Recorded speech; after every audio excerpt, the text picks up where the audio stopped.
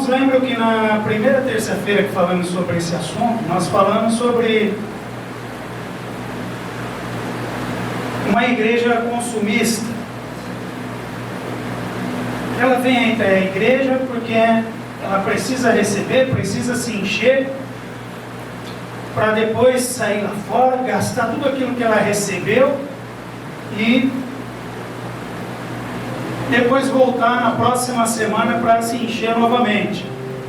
Nós usamos o exemplo do posto de combustível. A pessoa vai lá, se abastece, depois vai gastar aquele combustível que ela abasteceu. Então, tem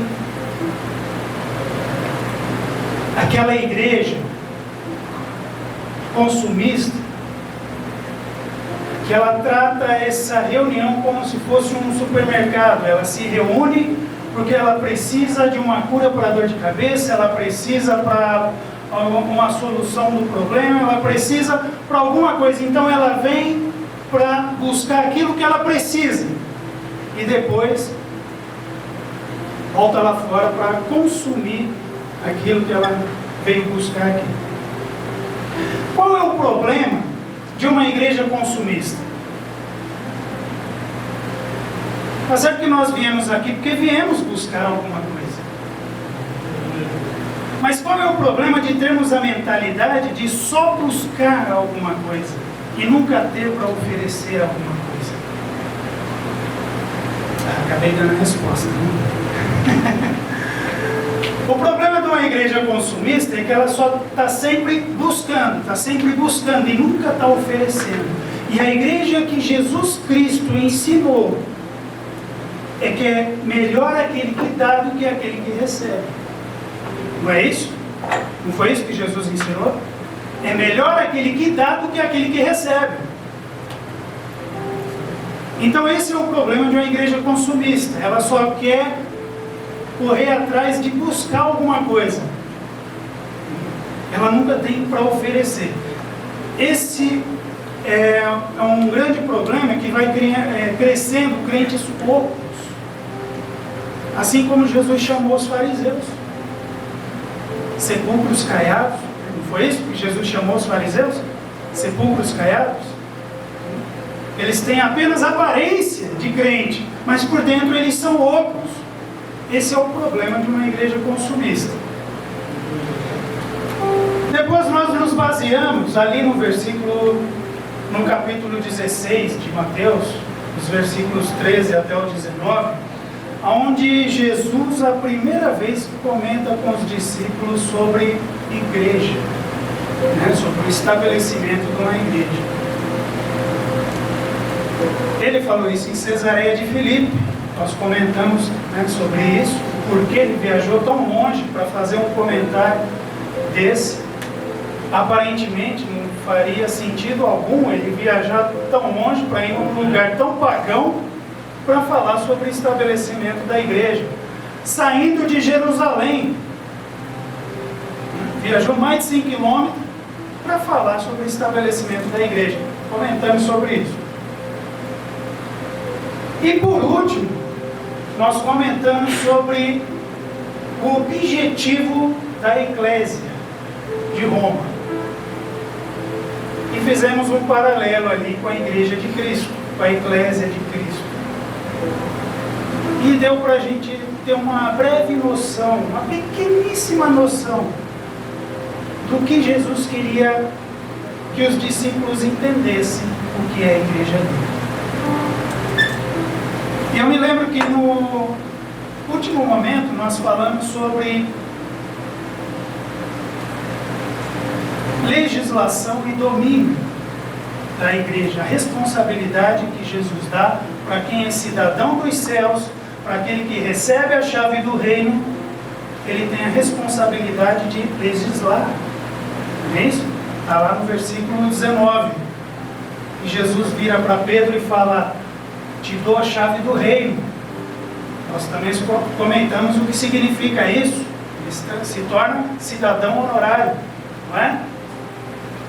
Ele sendo cidadão honorário, Jesus ainda completa: o que ligardes na terra será ligado no céu, o que desligar na terra será desligado no céu. Ou seja, Jesus deu para ele a responsabilidade de legislar, de dominar.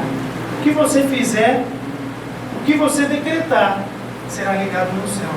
O que você desligar na terra, vai ser desligado no céu. O que você permitir, vai ser ligado no céu. O que você não permitir, vai ser ligado no céu. Amém? E paramos aí, né? Só que o que seria interessante nós observarmos com essa responsabilidade, porque isso é uma responsabilidade muito grande, um poder muito grande, é uma autoridade muito grande, né? Você ter o poder de falar o que é feito na terra, vai ser, você ter o poder de desligar algo na terra e vai ser concordado lá no céu, o que você permitir na terra vai ser permitido no céu, é uma responsabilidade muito grande. Mas então eu pergunto para os irmãos, Jesus ele daria essa responsabilidade para qualquer pessoa?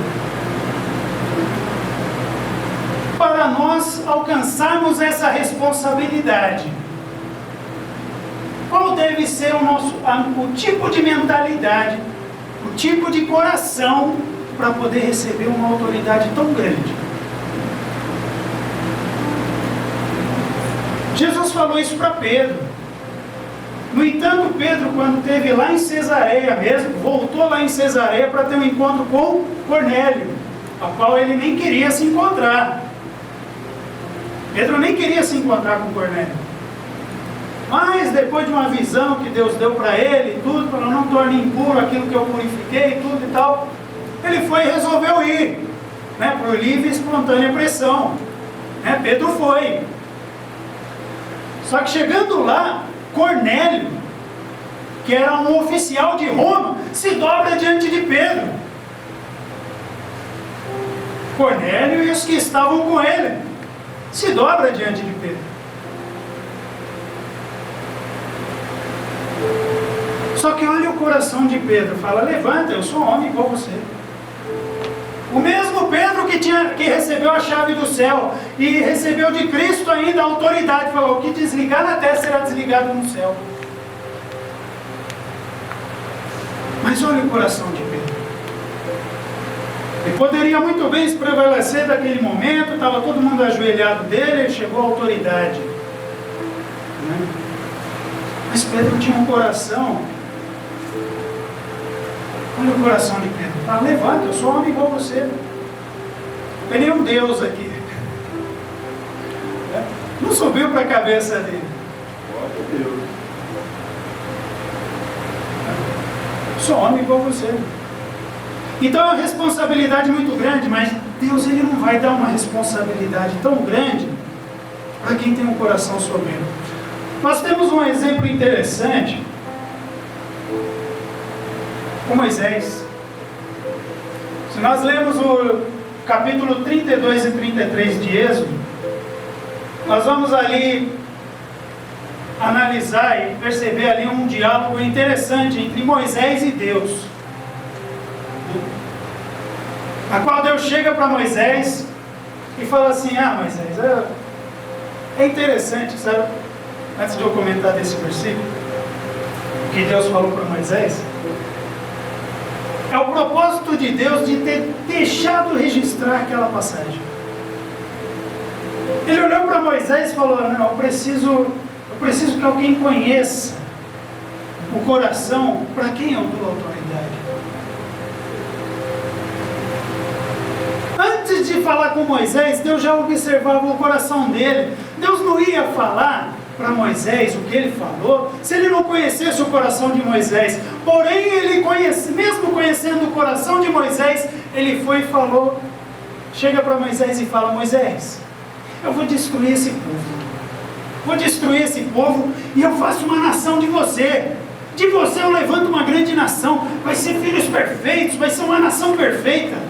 Vai ser muito melhor que esse povo aí, rebelde. Esse povo que não sabe o que faz, não sabe o que quer. Tirei esse povo lá do Egito, o povo está reclamando, quer voltar a ser escravo. Só que qual foi o propósito de Deus falar isso para Moisés?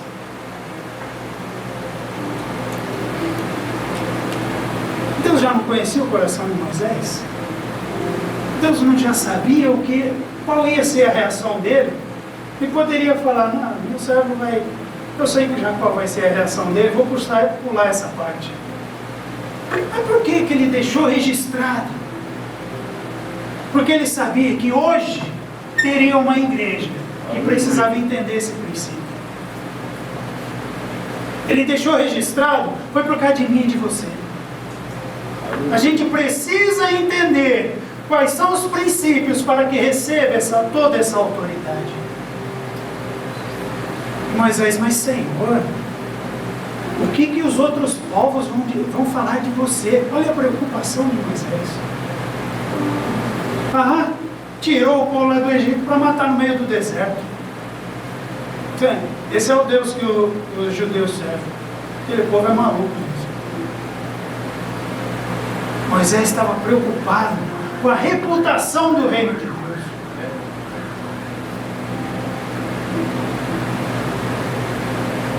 Entendeu qual é a responsabilidade de legislar em favor do reino? A pessoa tem que entender que existe uma reputação a defender. Ele defende nada mais, nada menos que o reino de Deus. Ele defende a reputação do reino de Deus. Mas aí você fala, mas Senhor, o que vai me dizer? Até os próprios egípcios. O que eles vão dizer? Tirou daqui, o povo tinha o que comer, o que beber, para ir morrer no deserto. Fizeram tudo aquilo, fizeram todo aquele estardalhaço aqui, para chegar lá no meio do deserto e morrer. Mas eles falam, Senhor, o que eles vão pensar de ti? Como é que algum dia esse povo vai poder representar a ti, vai representar um Deus tão temível, tão terrível? Não, esse Deus aí mata o próprio povo. Então esse era o coração para quem Deus dava autoridade para legislar em favor do reino. Deus deu 10 mandamentos para Moisés, deu uma tábua com 10 regras, 10 mandamentos. Daqueles 10, Moisés fez 600, ou mais de 600, eu não sei qual é a quantidade correta. 613. Mais de 600, olha aí. Daqueles 10, Moisés fez 613 mandamentos, leis. Só que as 613 leis não podiam ultrapassar a lei de Deus. Moisés tinha um parâmetro para legislar em favor. Moisés tinha essa autoridade de fazer as leis, mas ele tinha um parâmetro. O parâmetro qual era? A lei de Deus, os 10 mandamentos. Nada que ele fizesse a 613 não podia ultrapassar o que Deus havia determinado nos 10 mandamentos.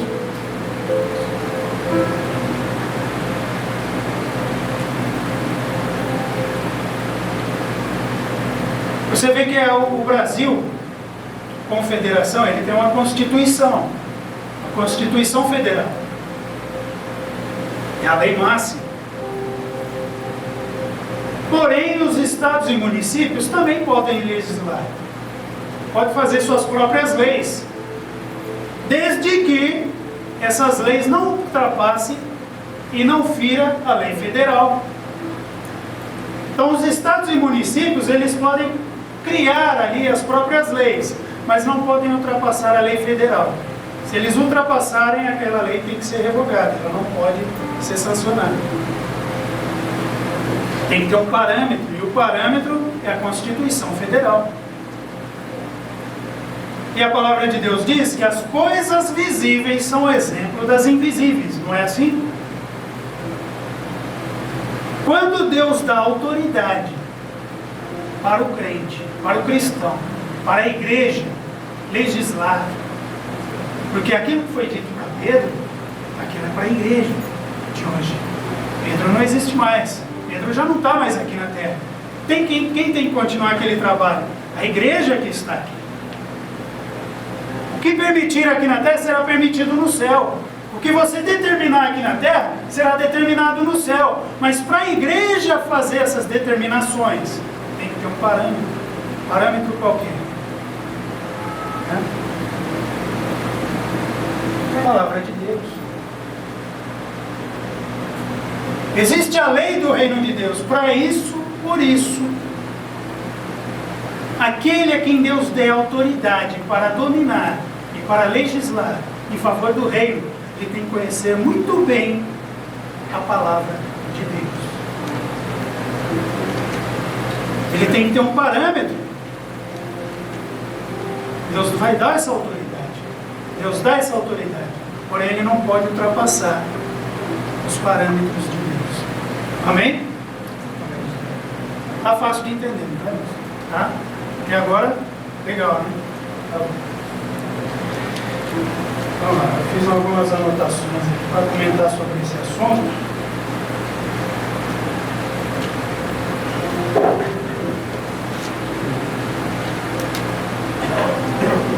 De Moisés, de Pedro, assim. Vamos ler ali em João, capítulo 22, capítulo 20, os versículos 22 e 23. Vamos ver algo interessante aqui.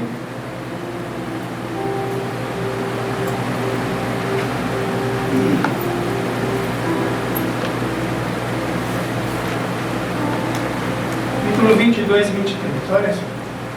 Com isso, soprou sobre eles e disse: recebam o Espírito Santo. Se perdoarem os pecados de alguém, estarão perdoados. Se não os perdoarem, não estarão perdoados. Até aí. Quem perdoa pecados, irmão? Quem perdoa pecados? Deus? Para quem Jesus está falando? Os discípulos. Quem perdoa pecados? Quem tem o poder de perdoar pecados?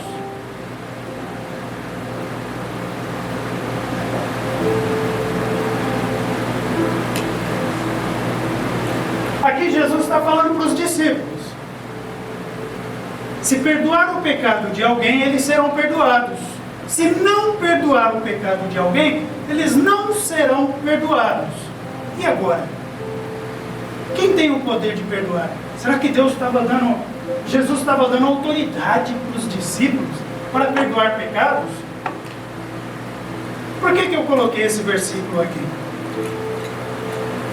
Porque é uma responsabilidade da igreja para legislar em favor do reino, não é isso? Se nós não tivermos, se a igreja de Cristo não tiver responsabilidade para atuar em favor do reino, o que ela vai fazer? Ela vai se prevalecer de situações para subjugar as pessoas, ao invés de conquistá-las.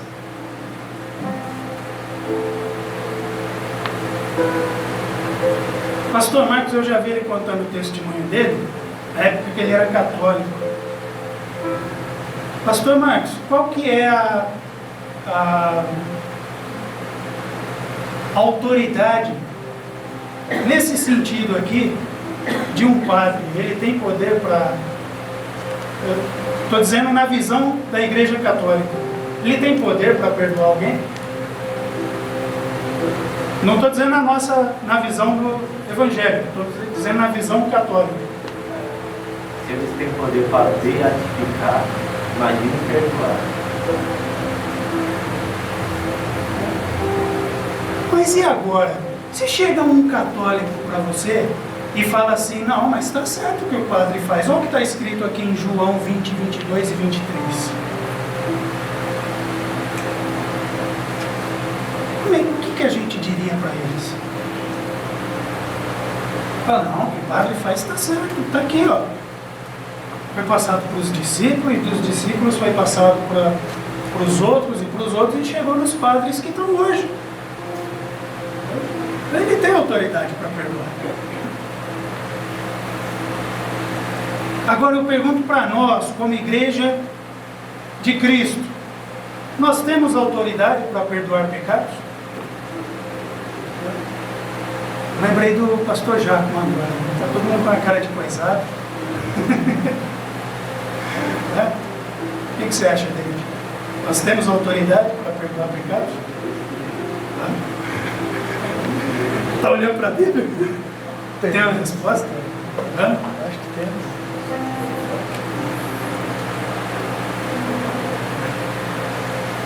Irmãos, vocês já viram em algum momento algum dos discípulos perdoar o pecado de alguém?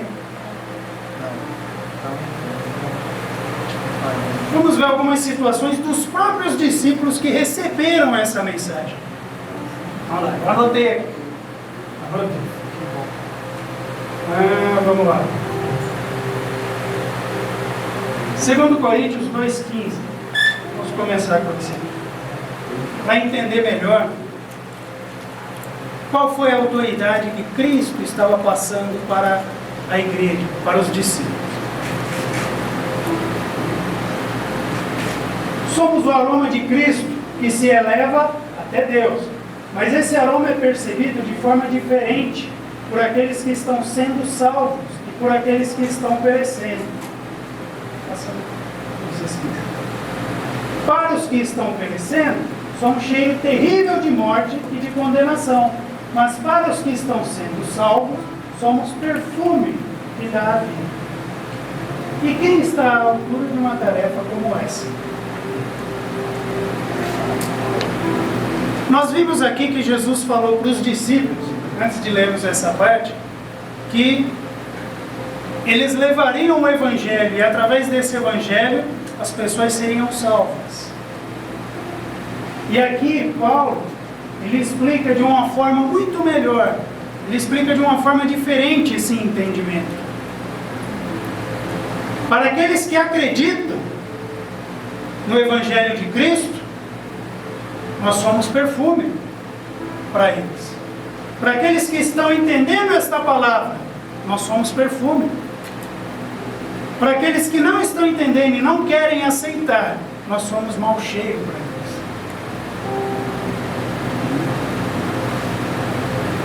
Entendeu qual é o significado de perdoar os pecados ou não perdoar os pecados?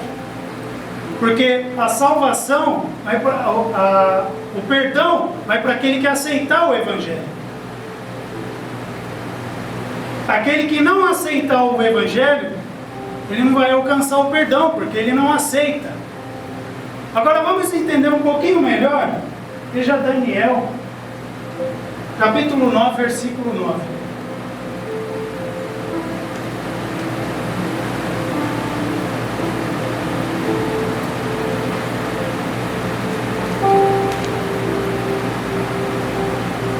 Mas o Senhor nosso Deus é misericordioso e perdoador, embora tenhamos nos rebelado contra Ele.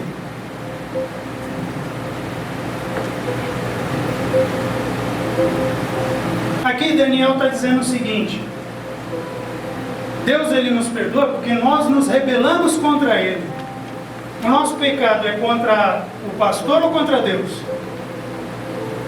Quando nós erramos contra o Padre ou contra Deus? Imagine que eu fiz aqui uma situação e chateei aqui o meu irmão Eduardo. Tá? Só que em vez de eu pedir perdão para ele, eu venho para o David e peço perdão. Aí o David fala, não, tá tudo bem, tá perdoado. Faz sentido isso? Não faz nenhum sentido, né? Se você se rebela contra Deus, se o teu pecado é contra Deus, por que você vai pedir perdão para outra pessoa? Só vai ter o poder de perdoar, de te perdoar, aquele a quem você ofendeu. Não é isso? Então não faz nenhum sentido nós pedirmos perdão para o pastor, para o diácono, para o obreiro, ou até mesmo para o padre. Não vai ter nenhum sentido. Deus ele é perdoador porque contra Ele nós temos nos rebelado.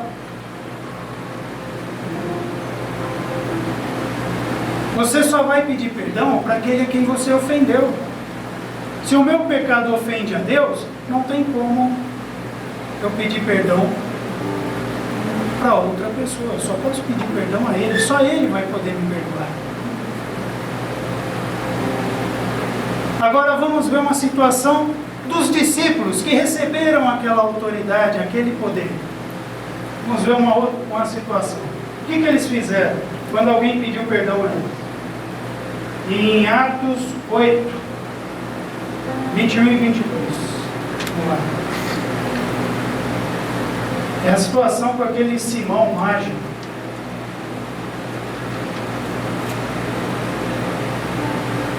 Essa parte aqui é aquela passagem de Simão mágico. Eles pediram aos discípulos que ele queria aquele poder. Ele achou interessante, ele achou fantástico o que os discípulos fizeram. Ele falou, gente, eu quero isso aí também. Só que dentro dele, ele estava pensando em se beneficiar com aquilo. Se beneficiar talvez financeiramente. Quem não iria querer um poder daquele? De curar pessoas? Então ele chegou para os discípulos e falou, eu quero esse poder também. Olha o que os discípulos disseram para ele. Você não tem parte nem direito neste ministério, que é ligado aqui na terra, é ligado no céu, não é? Aqui os discípulos estão legislando em favor do reino. Você não tem parte nem direito nesse ministério. Os discípulos já tinham maturidade suficiente para ter autoridade, para falar isso para ele. Você não tem direito nesse ministério. Só que eles sabiam por que estavam falando isso. Pois o seu coração não é justo diante de Deus. Deus deu capacidade para eles, para ver se havia justiça no coração dele, para ver se tinha direito de receber aquele poder. Por isso eles não abençoaram ele. Mas você não tem direito nesse ministério, eu não posso te dar essa bênção. Agora continuando. Olha aqui. Arrependa-se de sua maldade e ore ao Senhor. Talvez Ele perdoe esses seus maus pensamentos. Quem tem o poder de perdoar? O Senhor. Ele falou, ore ao Senhor para que Ele te perdoe desses maus pensamentos. Aqui já foi os discípulos, mesmo que recebeu aquela autoridade. Só que eles entenderam que a autoridade que Cristo deu para eles foi através da palavra. Levar o perdão dos pecados, a salvação através do Evangelho. Se nós nos fixarmos somente naquele versículo, nós vamos extrapolar essa autoridade. Porque em nenhum momento nós vemos outra pessoa ter autoridade para perdoar o pecado na Bíblia, a não ser Deus. Ninguém. Nós não vemos nenhum exemplo na Bíblia de um discípulo, de um profeta, de quem quer que seja, chegar em alguém e falar, perdoados estão os seus pecados, a não ser Jesus Cristo. E aqui quando os discípulos se depararam com uma situação, eles falaram, ore ao Senhor. Mas Deus deu autoridade para eles. Ora, nele não há justiça. Esse não pode receber a minha bênção. Ele precisa tirar a maldade do coração.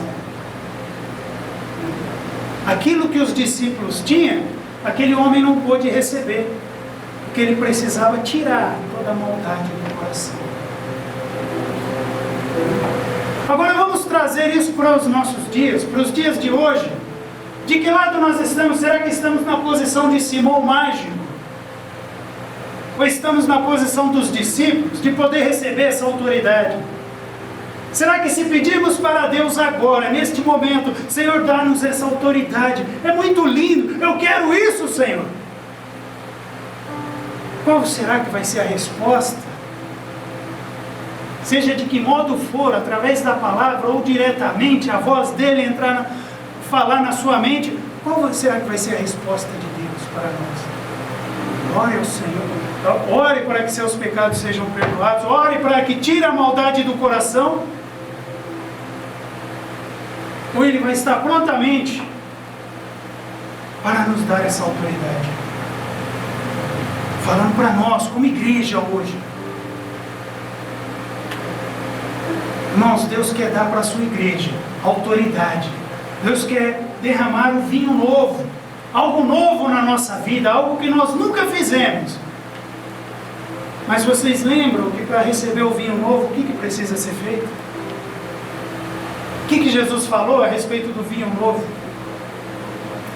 Não se coloca vinho novo em odre velho. Vocês sabem o que é odre, né? Alguém já viu? Alguém sabe o que é odre? Não? Tá bom.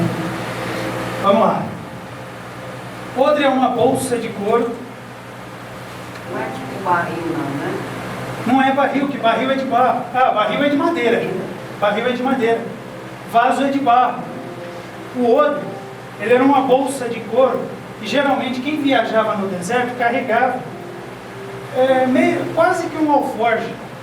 É meio parecido com um alforje. Só que o alforje acho que ele deve ser de plástico. Cantil deve ser de plástico. Só que o odre, ele é de couro. Uma tampinha de madeira. Se o couro tiver ressecado, o que acontece? Ele racha, ele rasga.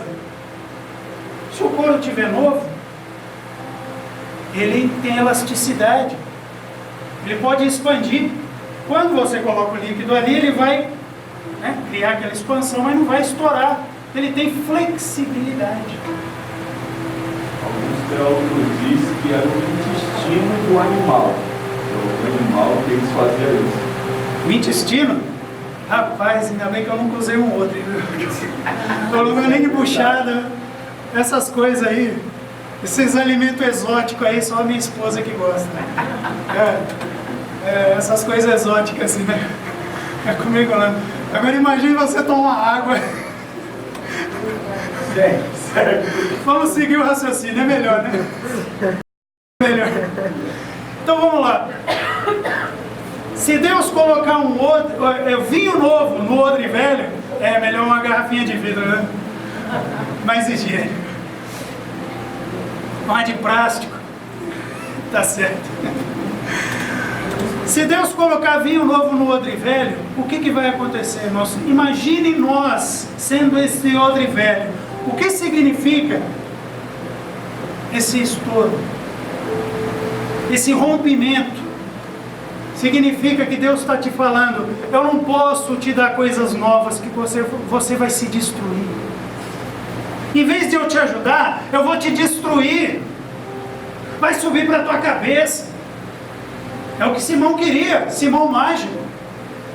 Ele queria, ele já estava se imaginando, uau, imagine eu com esse poder todo. Ele não tinha responsabilidade nenhuma para ter essa autoridade, para ter esse poder. Então, se colocar o vinho novo no odre velho, ele vai se romper, vai subir para a cabeça, a pessoa vai se destruir. Então, o próprio Jesus falou, eu não posso fazer isso, senão eu vou te destruir. Eu não quero te destruir. Eu prefiro não fazer do que te destruir. Só que nós, como igreja, nós queremos alegrar a Deus. Nós queremos nos colocar na posição de receber esse vinho novo. É tudo que Deus quer, é tudo que Jesus quer fazer. É que nós venhamos querer nos colocar nessa posição. Venhamos querer ter essa mentalidade, essa responsabilidade.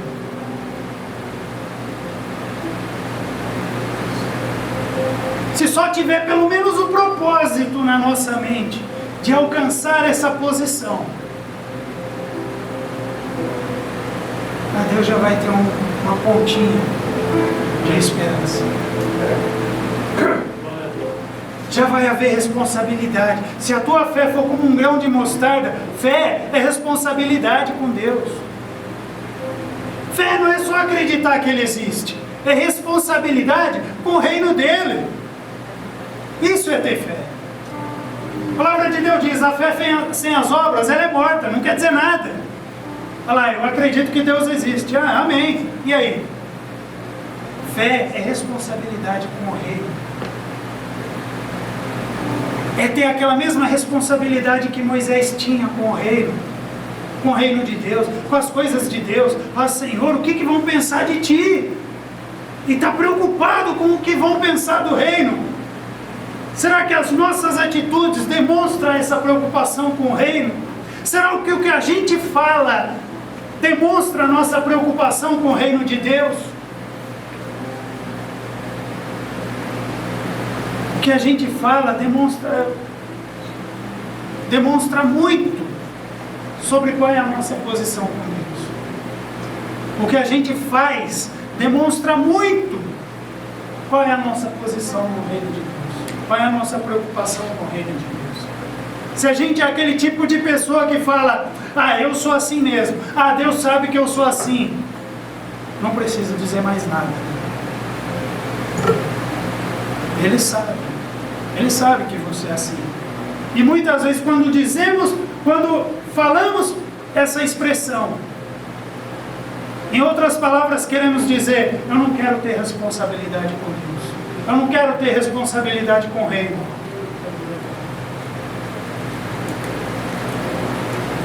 Quando usamos essa expressão, nós queremos dizer, eu não abro mão de ser quem eu sou para ser quem Deus quer que eu seja. Eu não abro mão disso. Em outras palavras, é como se nós estivéssemos dizendo isso para Deus.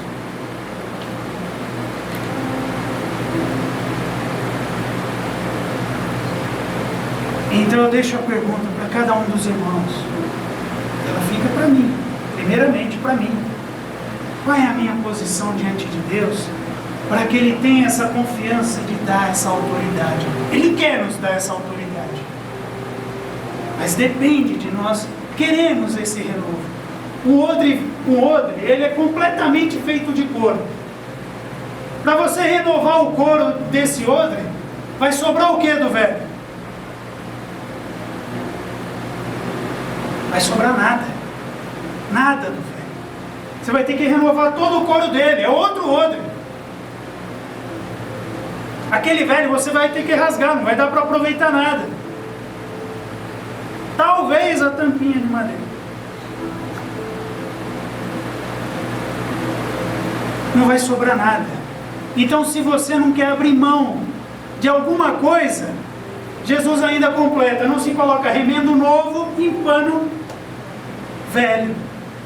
Quer dizer, se só colocar um remendo no odre ali, vai adiantar alguma coisa? Fala, não, tem uma coisa aqui que eu não abro mão. Então vai ficar um pedaço velho e a outra parte nova. Vai adiantar?